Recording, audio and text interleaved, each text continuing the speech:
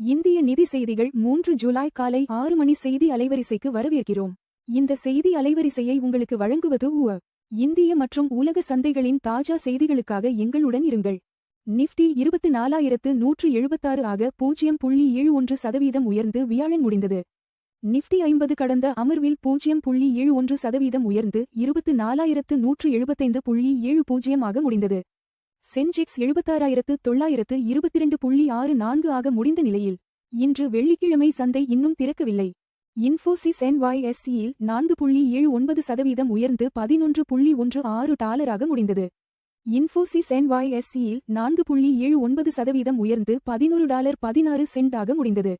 இது நிறுவனத்தின் மீதான முதலீட்டாளர் நம்பிக்கையை வெளிப்படுத்துகிறது. NSEயில் இன்ஃபோசிஸ் $985.30 ஆக முடிந்தது. தங்கம் கடந்த அமர்வில் 1.72% உயர்ந்து $4,138 ஆக முடிந்தது.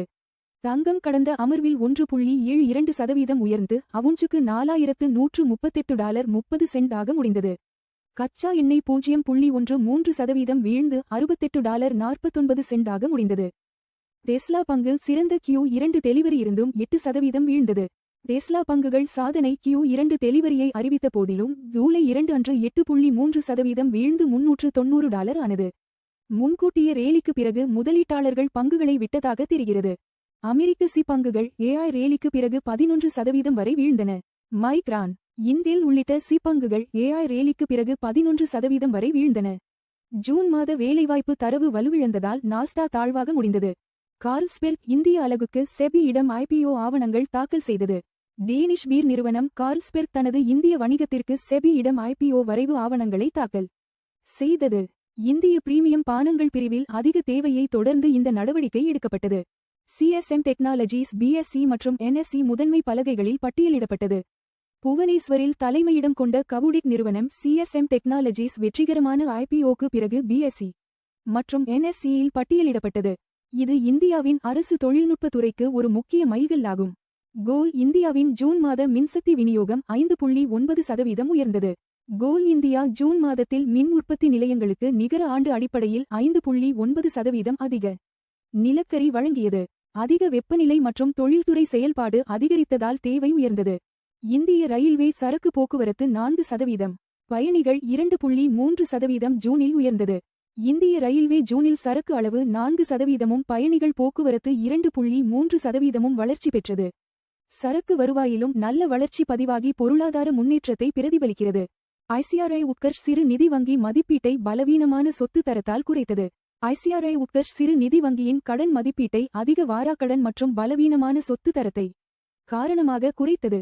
இந்த மதிப்பீடு குறைப்பு இந்தியாவின் சிறு நிதி வங்கி துறையில் அதிகரிக்கும் அழுத்தத்தை பிரதிபலிக்கிறது. BSE சென்செக்ஸ் முக்கிய நகர்வுகள். சென்செக்ஸ் 76,922.64 நிரப்பட்ட மேல்நோக்கிய முக்கோண வடிவம் 0 விழுக்காடு. நிரப்பட்ட மேல்நோக்கிய முக்கோண வடிவம் 0 PTS.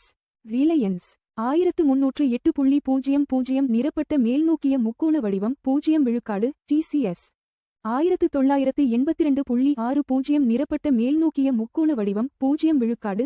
HDFC வங்கி 796.15 நிரப்பட்ட மேல்நோக்கிய முக்கோண வடிவம் 0 விழுக்காடு. இன்போசிஸ் 985.30 நிரப்பட்ட மேல்நோக்கிய முக்கோண வடிவம் 0 விழுக்காடு.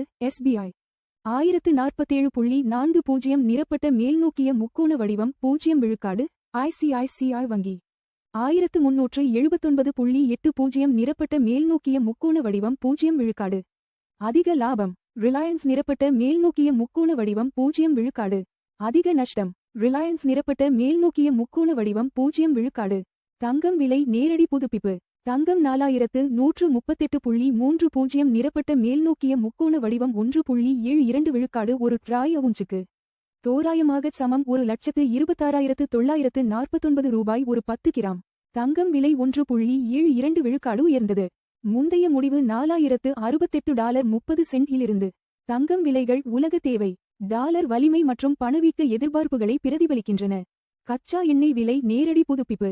WTI கச்சா எண்ணெய் 68.49 நிரப்பட்ட கீழ்நோக்கிய முக்கோண வடிவம் 0.13 விழுக்காடு ஒரு பேரலுக்கு வர்த்தகமாகிறது. எண்ணெய் விலை 0.13 விழுக்காடு குறைந்தது. முந்தைய முடிவு $68.58 இலிருந்து. கச்சா எண்ணெய் விலைகள் இந்தியாவின் எரிபொருள் செலவு மற்றும் பணவீக்கத்தை கணிசமாக பாதிக்கின்றன. USD முதல் INR நேரடி மாற்று விகிதம் $95.42 நிரப்பட்ட மேல்நோக்கிய முக்கோண வடிவம் 0 விழுக்காடில் இந்திய ரூபாயுடன் வர்த்தகமாகிறது. 0 ரூபாய் விழுக்காடு பலவீனமானது. முந்தைய முடிவு $92.42 இலிருந்து. பலவீனமான ரூபாய் இறக்குமதி செலவுகளை அதிகரிக்கிறது.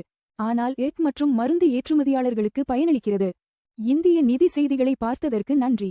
தினமும் காலை மற்றும் மாலை 6 மணிக்கு எங்கள் செய்திகளை பார்த்துக் கொண்டே இருங்கள். லைக், ஷேர் மற்றும் சப்ஸ்கிரைப் செய்யுங்கள்.